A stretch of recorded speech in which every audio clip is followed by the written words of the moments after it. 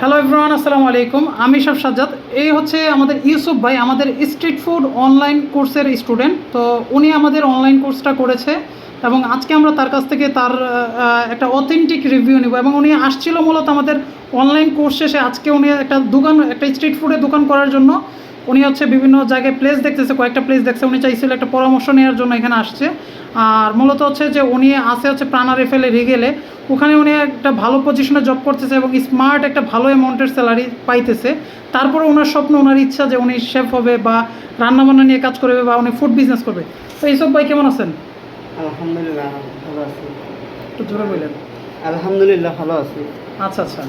তো আপনি তো আমাদের স্ট্রিট ফুড অনলাইন ক্লাস করছেন। জি। আপনার বাসা কোথায়? আমার বাসা বর্তমান রূপগঞ্জ। আচ্ছা আচ্ছা। আপনি কী জব করতেছেন? আমি প্রাণ আরএফএল রিগেল ফার্নিচারে জব করতেছি। আচ্ছা। তো আপনার কাছে আসলে কেন মনে হলো যে এই ফুড বিজনেসটাই করতে হবে? আসলে আমি নিজে থেকে কিছু করতে চাইছিলাম আর কি। তো মানে সব ক্ষেত্রেই আমার মনে হচ্ছে যে চাকরি থেকে ব্যবসাটা ভালো। আচ্ছা তো অল্প পুঁজিতে স্ট্রিট ফুড মানে ব্যবসা করার জন্য স্ট্রিট ফুডটা একটা আমার মনে হচ্ছে যে একটা বেস্ট বিজনেস, যদি নিজে কিছু মানে সঠিক অভিজ্ঞতা থাকে। তো আসলে এই বিষয় নিয়ে আমি ভাবছিলাম, আমার অভিজ্ঞতা ছিল না। আমি আপনাদের অনলাইন কোর্স করে যে মোটামুটি আলহামদুলিল্লাহ খুব ভালো একটা ধারণা পাইছি, কিন্তু ব্যবসায় নামতে গিয়া কিছু কিছু সংকোচ আমার মনে কাজ করতেছিল যে গাড়িটা কীভাবে কিনবো বা মানে কোন আইটেম দিয়ে শুরু করা যায়। হ্যাঁ, আর বিভিন্ন আরও কিছু তথ্য যে মানে বার্গারের বানগুলো কোথা থেকে পাবো, আর কিছু কিছু অনেক সংকোচ ছিল মনে, যে আসলে করলে কিভাবে করতে পারবো আর কি। অনলাইনে তো খালি রান্না শিখছি, কিন্তু ব্যবসার যে আদার্স নলেজ এটা তো আমার মধ্যে নাই। এটা তো আলহামদুলিল্লাহ আপনার কাছে আসছে সংকোচ নিয়ে। আমি তো অনলাইনে দেখছি, আপনি বলছেন যে সম্পূর্ণ হেল্প করবেন, যে অন্যান্য পরামর্শ দিয়া। তো সংকোচ অনেকে তো বলে কিন্তু করে না।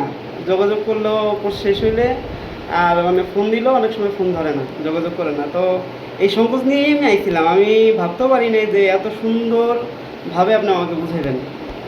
আমি তো 2টা বাজে আসছি, এই 3-4 ঘন্টা যে আপনি আমাকে সময় দিলেন, আমাকে বুঝাইলেন হাতে ধরে। তো আলহামদুলিল্লাহ আমি অনেকটা এখন আত্মবিশ্বাসী যে আমি ইনশাল্লাহ আমি পারবো। আচ্ছা, আপনার কাছে মনে হয় কি যে এরকম একটা 30,000 টাকার জব ছেড়ে, যেহেতু আপনাকে অনেকদিন ধরে একটা কোম্পানিতে জব করতেন, একটা কর্পোরেট জব এবং সেফ সিকিউর আপনার জন্য, এরকম 30,000 টাকার একটা জব ছেড়ে আপনি যদি উদ্যোক্তা হন বা ব্যবসা করেন, এখানে কি আপনার বেনিফিট বা লাভটা বেশি হবে, বা এখানে আপনার কী এমন লাভ বা বেনিফিট আছে? ইনশাল্লাহ আমি মনে করি যদি আমার মানে বেস্টটা রান্নার ক্ষেত্রে আমি বেস্টটা দিতে পারি, তো অবশ্যই 30,000 টাকা স্যালারি স্যারে যেহেতু এটা ধরতেছি, অবশ্যই আমি মনে করি যে এখান থেকে আমার এর থেকেও ডাবল আমার লাভের আমি আশা করতেছি, যদি আমি ভালো একটা পজিশন অনুযায়ী দিতে পারি। আর রান্নাটা আমি সবসময় এটা মানি যে একটা মানুষ মার্কেটে গেলে প্রত্যেকবারই সে আলাদা আলাদা দোকানে যায়, কিন্তু কারো হাতের রান্না যদি ভালো হয়, কারো ফুডকার্টের রান্না যদি ভালো হয়, সে যদি অন্য এলাকায়ও থাকে তাহলে ঘুরে ফিরে কিন্তু তারা ওই ফুডকার্টে আইব, সে কিন্তু অন্য দোকানে যাবে না, কারণ জানে যে এই ফুডকার্টের এর রান্নাটা ভালো। আসলে রান্না এমন একটা জিনিস যা অন্য কোনো ব্যবসার সাথে মিলানো যায় না। কারণ মানুষ একটা শপিং মলে গেলে ভালো একটা প্যান্ট পাইলে আরেকটা শপিং মল দেখে, কিন্তু রান্নার ক্ষেত্রে বা রেস্টুরেন্টের ক্ষেত্রে যদি একটা খাবার তার পছন্দ হয়ে যায়, তাহলে সে আরও 10টা দোকান বাদ দিয়ে ওই একটা দোকানেই আসে, আরও 10 জনকে নিয়ে আসে। তো ইনশাল্লাহ মানে আমি মনে করি যে রান্নাটা যদি ভালো হওয়া যায় বা ভালো করা যায়, ইনশাল্লাহ যে এইখানে মানুষের পাবলিক আসবেই। আর ব্যবসা ইনশাল্লাহ আল্লাহ তাআলা বরকত দিচ্ছেন, এটা যদি ঠিকমতো করা যায়, মন থেকে করা যায়, ইনশাল্লাহ আশা করি চাকরি থেকে অনেক ভালো ব্যবসা। অসংখ্য ধন্যবাদ ইউসুফ ভাইকে। উনি আসলে এই যে উদ্যোক্তা হওয়ার স্বপ্ন দেখতেছে, বা ওনার অনেক দিনের স্বপ্ন যে উনি একজন উদ্যোক্তা হবেন, একটা ছোটো করে একটা নিজের ব্যবসা হবে, নিজের একটা প্রোফাইল ক্রিয়েট হবে, নিজের একটা পরিচয় হবে।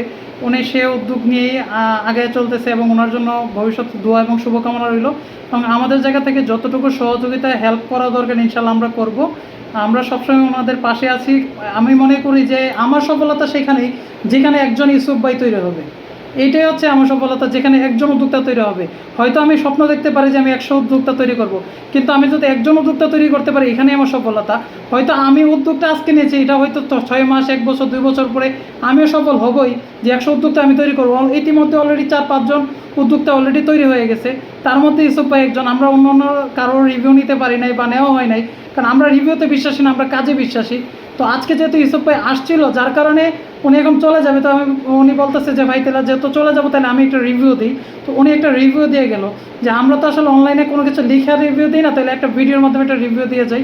তো যাই হোক, ভাইয়ের দোকান অবশ্যই যেখানে হবে আমরা আমাদের পেজের মাধ্যমে সেটা আমরা প্রমোট করব, প্রমোশন করে দিব, এবং ভাইয়ের দোকানের ঠিকানা এবং কী কী আইটেম পাওয়া যাবে সেগুলোর ডিটেলস দেওয়া থাকবে। আপনারা তখন কি ইউসুফ ভাই থেকে পরামর্শ আনতে পারবেন, ওনার বাস্তব অভিজ্ঞতা থেকে। আমি চাই যে এরকম অনেক জায়গাতে এরকম অনেক প্রত্যেকটা জায়গাতে এরকম একজন করে উদ্যোক্তা তৈরি হোক, একজন করে ইউসুফ ভাই তৈরি হোক, যেন আজকে আমি একজন ইউসুফ ভাই যদি তৈরি করে দিতে পারি, কালকে যেন আপনি ওনার কাছ থেকে গিয়ে এরকম একটা আইডিয়া, দক্ষতা বা ওনার কাছ থেকে যেন একটা পরামর্শ আপনারা নিয়ে আসতে পারেন। তো আজকের জন্য আমরা এখানে বিদায় নিচ্ছি। ইউসুফ ভাই আপনাকে অসংখ্য ধন্যবাদ আসার জন্য। আপনাকে ধন্যবাদ ভাই। ঠিক আছে, ভালো থাকেন।